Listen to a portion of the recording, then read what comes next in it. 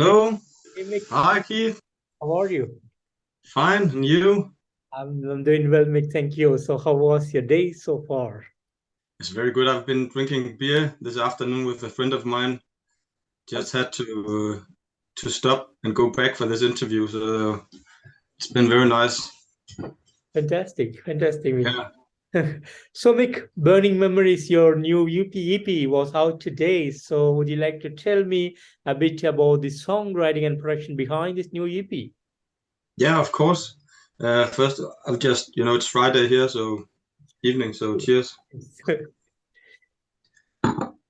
Yeah, it's the story behind Burning Memories is not so, how do you say, it's more nuanced than you should think, because it states that it's from 2016, but it's a longer journey actually. It all started when we were recording the record Seven Spirits, and it's sort of a couple of tracks that was left behind for that record, but they were not really ever finished. We just had them, and I was supposed to record the vocals, but due to private circumstances, I had to wait.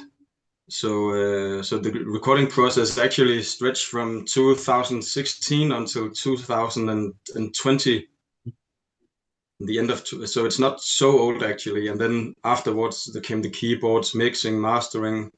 So it's kind of a long journey regarding the recording process. And as far as the songwriting, it's usually it's Martin Mendelsohn who writes the songs, both the lyrics and the songs, and then we kind of add our own details to it. I would say it's 90% Martin songs, and then the last 10-20% we add kind of different things to the melodies, and sometimes I simplify the lyrics because Martin has a degree in English and German, so he has a tendency to write very complicated lyrics. And so sometimes I tell him, hey, it's music. People love repetition, so let's just cut some of the the longer lyrics, the longer sentence, and just repeat the catchy phrases. So I think that's the case in the title track "Burning Memories," because yeah, it's repeated. I think it's a song where we repeat the same line the most. I think it's a good example. So yeah, burning. Actually, the track "Burning Memories" is written with Beatle had the secret member George Martin. We sort of had the same over the years. It's Lars Strøm who helped us produce the first record, 10 Years of Anguish, and played the drums and some guitars. And he came in once in a while, and he was the drummer on Seven Spirits and produced it, and also on this, on Burning Memories. And he actually wrote the riffs for the song Burning Memories. So it's one of the rare songs where another person besides Martin has written some of the stuff. Yeah. So awesome. And does Burning Memories has some kind of theme behind it? Yeah, I mean, I think a lot of all the Altar of Oblivion records has a theme. In the beginning, it was the Second World War, but and then later it came criticism regarding religion, for example, the Grand Gesture of Defiance and Seven Spirits. So I think if there's a theme, yeah, you could probably write down themes, and I think Martin is very good at it, interviews. But knowing Martin, I think I am going to reveal that as far as I interpret it, I think you kind of put the stories in a narrative about war or religion, a cult or whatever. But it is a lot of personal songs actually, just disguised behind a lot of war and religious metaphors and stuff like that. So luckily Martin, he can't reach me right now, but actually I think it's very personal lyrics. So yeah. Awesome. And talking about the EP, 5 mind-blowing songs, beautifully written, great Thank musician you. with Thank a you. touch of classic doom metal and a lot of amazing melodies and precise musicianship involved, and came out as a beautiful album. So thank you so much for putting up this great EP this year. As a band, what are your thoughts and how do you guys feel about the outcome of this EP? First of all, thank you for the nice words about it. Actually, I really like it myself also. So yeah, well, it's of course it's we like that that came out, and also that we now finally have been signed to a Danish record company from the Vaults, from the Target Group, and it's much easier. So in that sense, it's very nice that we have some kind of a nice Danish platform. Before it was Shadow Kingdom Records, which was also very nice, but it's difficult when you're not in the same country, to the distribution and so on. But so it's really nice to have kind of a platform here in Denmark that we can start putting out records. And we have started rehearsing a couple of the tracks from Burning Memories. And as a band, I think we just really need and want to go out and play live, both stuff from the old records and from Burning Memories, and from new records that's already finished. So yeah, I'm just very happy that we have a very nice and professional platform to continue this journey with Altar of Oblivion from. So even though some of the current members that have been with us for a while or a couple of years, they're not on this record, so it's a little bit strange, but I think everybody's just eager to go on and play live and put out more records, actually. Absolutely. And you were talking about live shows. So do you guys have any big touring plans for this year? No, not right now. We're hoping to get some. So if anybody out here is listening and wants to arrange a concert, just contact us in any ways and we'll find it out.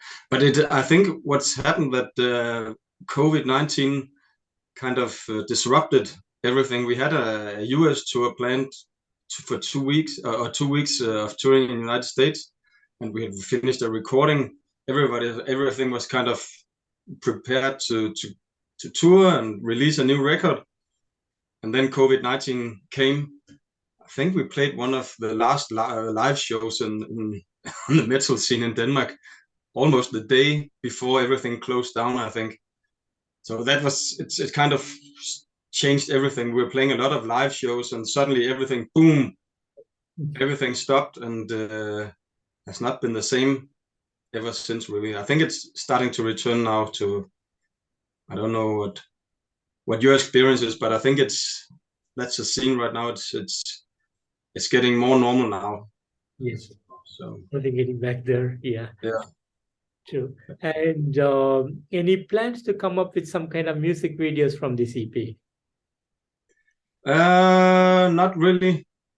I think we're actually focusing more on releasing more records that we have already finished. So I think we just want to move forward and just continue recording. Do you have a song that you want to see a video from then? Or a favorite song of yours that we want to see a video? I don't know. Anything We will don't be. we don't have any plans of making a video right now. Gotcha. And also you have planned to come up with a full-length album by early 2024. So how is that working out for you? Well, it's already finished. I think the very last details, I mean the very last details is right now being done. So it's ready. So we just need to get it out. It's also going to be a record that where we had some of the tracks for a long time and found out that we had to finish it. So I just finished the vocals not so long ago, and yeah, so it's going to be a little bit of the same as Burning Memories, old stuff that we just wants to put out with new vocals and keyboards, and so it's not going to, when you listen, it's not going to be the same as listening to old Altar of Oblivion. It's going to be a new feeling. So actually we have one more record finished also, so with the current lined up, so it's kind of complicated, but anyways, we just want to put out the music that, in my case, I love to sing, and the songs that are just, we have a need to get them out, so there's a lot of stuff to get out, but it's ready. Amazing. Yeah. Amazing. And the band was found back in 2006, and you have 3 full-length albums and 5 EPs so far. So how do you feel about this journey of Altar of Oblivion so far? Yeah, well, it's actually funny when I read the stories that it says it was founded in 2006, and of course we're getting older, all of us. But the story behind the Altar is not so straightforward. So Martin founded it with Allan in 2006, but it was not Altar of Oblivion. They started to record some tracks, and it was kind of, yeah, it was founded, but Altar of Oblivion was started as a studio project with Sinews of Anguish, where we haven't even met each other when I recorded the vocals for Sinews of Anguish, so there was not really a band. It was a project, and then perhaps to the surprise of all of us, Sinews of Anguish was really ended up really as a very good record. I'm pretty proud of it now, and a lot of people really liked it. So we had to start playing live, and we had to get a band together. So it depends on how you how you count the beginning of Altar of Oblivion, but I think Altar of Oblivion was kind of founded in 2009-10 when we started to play live. Gotcha. So, and then we had some changes during the years, but yeah, but it's not so straightforward. It's not 4, 5, 6 guys that just went to school together and just founded a band and continued. It's more complicated. Yeah. Great.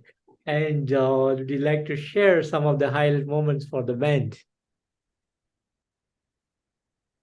Yeah, there've been a lot of highlights, I think. I think it's kind of a sad highlight that we, with the COVID-19, we were so prepared for everything and going to the United States to tour and release the new record that's not going to come out right now, but it's finished with the current lineup. So we're kind of really, that's kind of a how to say, it's a non-highlight, but I want to mention it again. But and then we had a couple of years ago, we played a festival in Romania. I think that's a highlight. Very, very nice people in Romania, and very nice trip.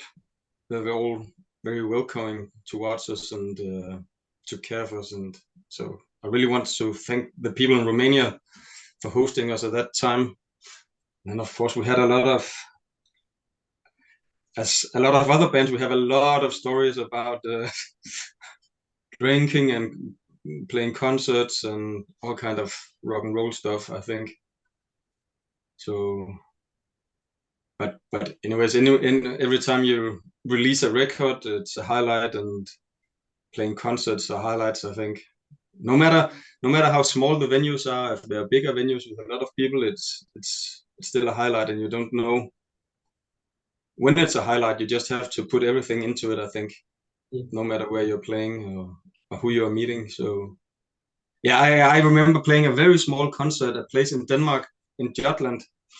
It was so small that we actually passed it in the car and didn't notice that we had passed it. So we had to return and find out it was a really, really small place in a very small town, but it was just amazing. We had this community of heavy metal people who just wanted to attract bands to play in their town, this very small town. That was really, really amazing, seeing these people getting all this together. And we played the concert, and afterwards in the kitchen or backstage, whatever you call it, there was a guy standing like he was really, really humble, standing like this. And I looked at him and thought, wow, he's just standing there. It's almost like he doesn't want to talk to us or afraid. And it turned out he had been traveling from, I don't know, the middle of Germany to this very, very, very small town in Denmark just to see us playing 40 minutes or 45 minutes or an hour.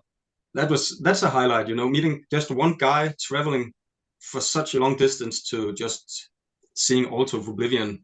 And he had probably put more into going to see us than we put into going to this town. So yeah, that's some of the highlights, I think. And one of the things that keeps you going, when you meet people, they kind of use your music going through stages of their life that you do yourself. And I have a lot of records and songs that I've been using all my life. And when you meet people using your music, having the same importance or whatever you say in their life, it's very, very moving and keeps you motivated and going on, I think. Fantastic. And are you guys getting together today to have some kind of celebration to? No, we're not getting together. We've been writing together, but the thing is, we live quite far apart. And now you're living in India. Yeah. I've been traveling in India, and I know India's it's a huge country. I mean, Denmark could be inside a district of Mumbai, or so in that sense, Denmark's very small, but we live far apart. So it's kind of we are not 21 anymore, so we all have our different families and lives. So when we meet, it's because we are rehearsing or playing concerts or recording stuff. But two of us are going to get together on Wednesday and record some acoustic things and celebrate a little bit, I think. Fantastic. So yeah. Fantastic. And Mik, finally, any message that you want to give to the fans around the world? Yeah, as I told you before, it's an kind of an internal highlight, and we really appreciate that people, they listen to the music, write reviews and comments, and tell us personally after concerts, or just write on social media how much the music means to them, and in the life circumstances. It's even it's just one comment, but it's very important to us to kind of get that feedback that it's moving people. And so thank you all of you who like Altar of Oblivion and have listened to us for so many years now. Keep listening and keep following, because in a couple of years there's going to come a lot out, and hopefully we're going out and play live to you. So, and don't hesitate to arrange anything somewhere, even India, if you want. As I told you, I've been to India and I really liked it. So just bring it on. Yeah, and awesome. We'll be there. Guys here. Yeah. Fantastic. And Mik, I want to thank you so much for giving me today this wonderful opportunity to have you on this interview. And thank you so much for putting up an amazing EP, Burning Memories, today. Thank you so much for the musical awesomeness. And thank you so much for years of giving us amazing music. Thank you so much for all that you do. And I wish you guys all the best, and really hoping to see you guys in India soon. Yeah. Thank you, Keith, and thank you for having this interview. And my pleasure, Mik. cheers. Cheers. See you out there. Take care. Bye-bye. Bye.